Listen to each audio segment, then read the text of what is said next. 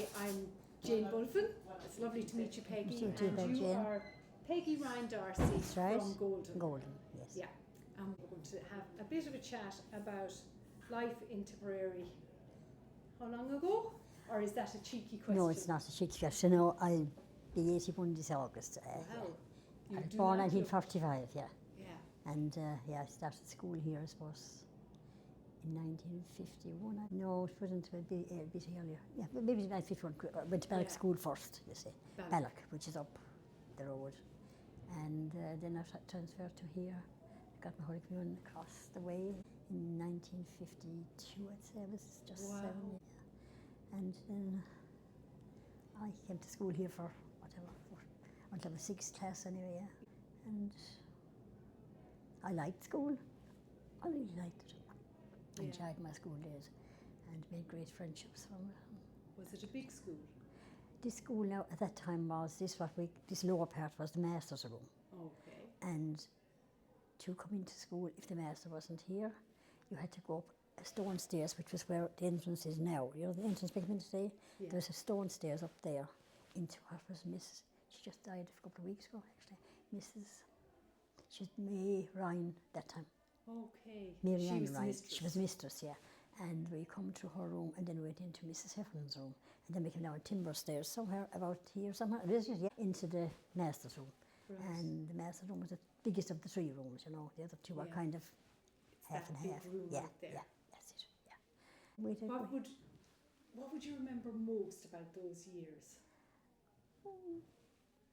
You mean at school or away from school? To school, and we go on school. Away from school.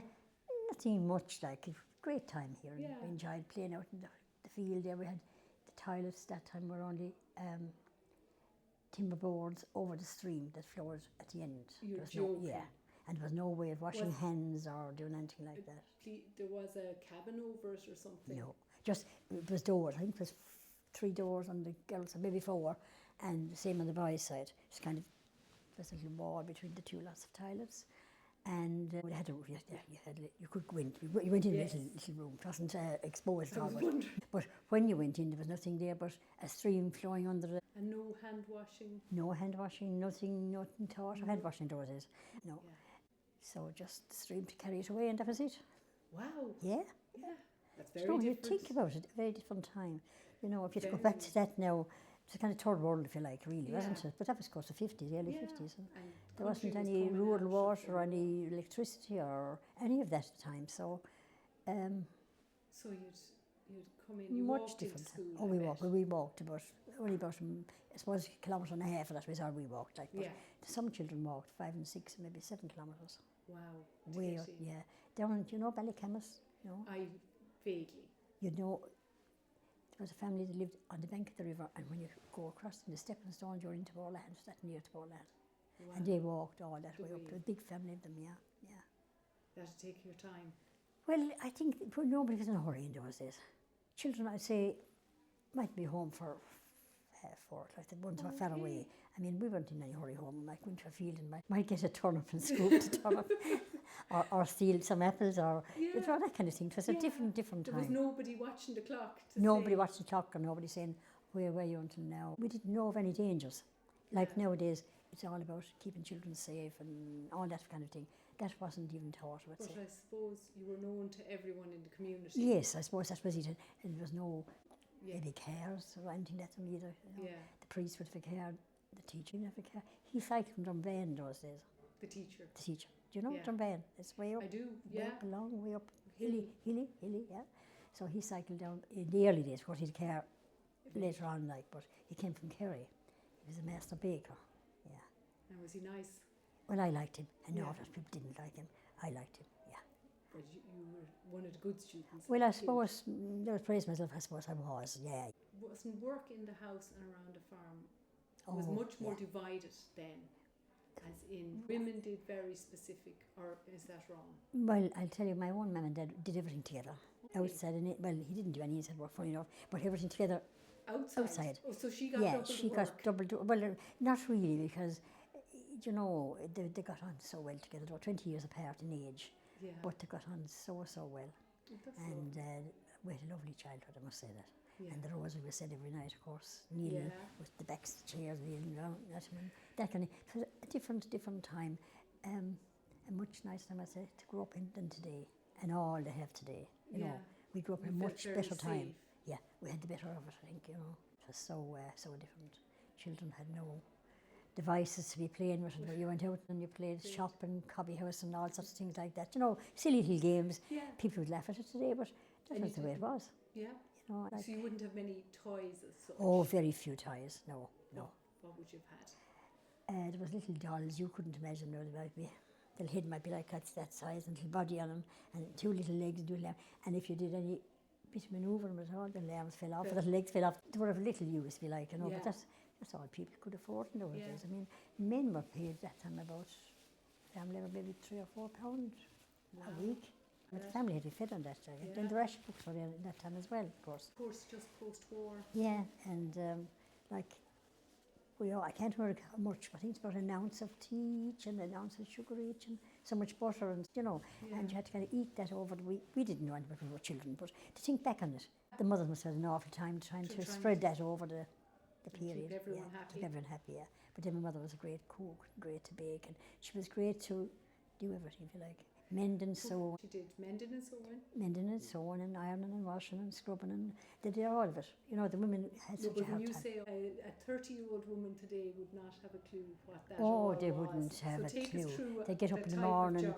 There's a few cows to be milked and pigs to be fed and chickens to be fed. They did all of that, like, and then they came in and they did what had to be done, got the children up and got them ready for school and got lunches and that kind of thing, you know. And your lunch like that, and we had bread like wrapped up in a piece of paper and a bottle of milk in a, what you know now as a sauce bottle or some of those things. Oh. Washed out, and I didn't like milk, never liked milk, so I never took the milk bottle. But, you know, it was a good time, as I say, at the same time, you know. Very healthy. And dinner every day made as well. Dinner. Mammy had dinner every evening when we went home, Except Monday, you might have a little bit of time to wait for your dinner because that was wash day. Okay. And in those days, you had the big bathtub and the washboard, the glass washboard, and God help us when you think of it, all the washing to be done for 7 of us in it, like, you know. And Daddy's clothes, you know, working clothes from outside, like, and all that kind of thing. So I don't know how to. And no way of, in my memory's day, like, there was no way of ringing them out even. It was a case of squeezing as best you could and hanging on the line. And how long would they take to dry? I don't remember, but I'm just thinking back. How long did it take to dry? Yeah. You know, because we still have a panic attack about a drying day. You know, you often think of now, you know, we all have our automatics and all that. I often think, how did they manage it? How did they do it, like? Yeah. And we were all dressed always clean and, you know, clothes be washed and ironed. Then they'd be ironed and put up over there's bears up over most cookers. And you hang the clothes you put up there folded, and each one of us, a little bundle, you know, for each one of us. It's a different time. Would you have had many clothes to change? Not an awful lot of clothes, no, you wouldn't. You had a few changes, and on Sunday, when your Sunday clothes were your Sunday clothes, and you took them off and you came back from Mass, and they were put away for the next Sunday, and your shoes likewise were pushed at the bottom of the wardrobe. You know, that was your Sunday clothes, and then you put on clean clothes again. You went out and played, and it didn't matter what you played at. You know, I mean, it was. And would your mother or would women generally wear aprons? Always. Mammy never took off her apron when going to Mass. Yeah, it was a crossover, kind of cotton, and what they call a crossover, kind of went over a little belt went underneath this one and came out and tied them together here. You know, that you couldn't really describe what they were like, but I can remember so clearly in my head. I can remember every day, I think, of my childhood, because we had a good childhood. Yeah, you know, our mother was so, and so was Daddy. We went to the bog every year then, and between saving turf and saving hay and would it be done just your family, or would you do it in groups? Oh, the bog was kind of your own job. Yeah, lots of people were in the bog, all, we'll say, friends or neighbours, and you're there and had the tea, on their banks, exactly. And then there'd be billy cans for the tea, and, you know, any of you young people wouldn't understand. You wouldn't understand any of that. My sister nearly got drowned one time, actually. It was Jimmy, I can't remember his second name, he's up there, Ballock. Jimmy Hanna, because he saved him, He became a Christian brother after. And he later came out of the brotherhood and got married. And, You mentioned the Christian brothers, that's another thing. Did a lot of people, you know, in a bigger family, would a lot of people gone into religious life? They would, yeah. Was that because they had an inclination or because it was economic? I think it was really because that time you'd have nuns or brothers or priests come to the schools trying to get, you know, and so I suppose people thought it would be nice, or, you know. Very idealistic age. Yes, you know, Yeah. so, yeah, because So a lot did. you would only be in national school, that's when 13, at most 13 to 14, like really the oldest person. And you'd be making a choice then? Yeah. At that age? Yeah. A lot of boys now, particularly went off in the brothers. How many would you reckon, if you could remember, out of your class would have gone into religious life? About 4, I'd say. Out of a class of... Yeah. Oh gosh, don't ask me about in the class now. I couldn't remember. I couldn't really remember now. It would have been, I suppose, a class of, I don't know.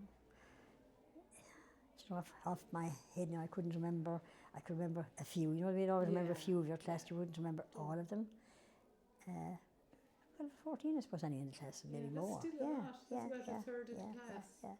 Some of them didn't stay, like, you know, I don't know, some that I thought would be very nice. Yeah. Well, I suppose the way it's described by the person that came to the school and kind of painted it all so rosy or whatever, Did any of your family? My first cousin, yeah. My sister went, actually. She went twice to convent, but came out both times. Okay. Yeah, you know, she couldn't stick it. She went to Swansea and she came home and she went again. Yeah. But she still didn't stay, no, she didn't. Yeah. So how many of the family? 6 of you, did you say? 7 of us, like. 7 of us. Yeah. But our brother was born, we'll say, he was a long time behind the rest of us, anyway, if you like. I can't remember how long, But let's see now, I'm 81 now and he's 64, so like, The surprise package. Yeah, surprise package. Mammy was 43 at that stage, Yeah. So, but I must say, I think of them daily. They were such good parents. At the time, we didn't appreciate them. No. We didn't, because we didn't know all the sacrifice they were making and all the things that was hard for them. But when you grow up then and when you have your own family, you remember how good they were for the times they were there, like, and how hard it must have been for them. Must have been, because to raise 6 children on a farm. Yeah, and you see, that time there was no electricity and there was no running water.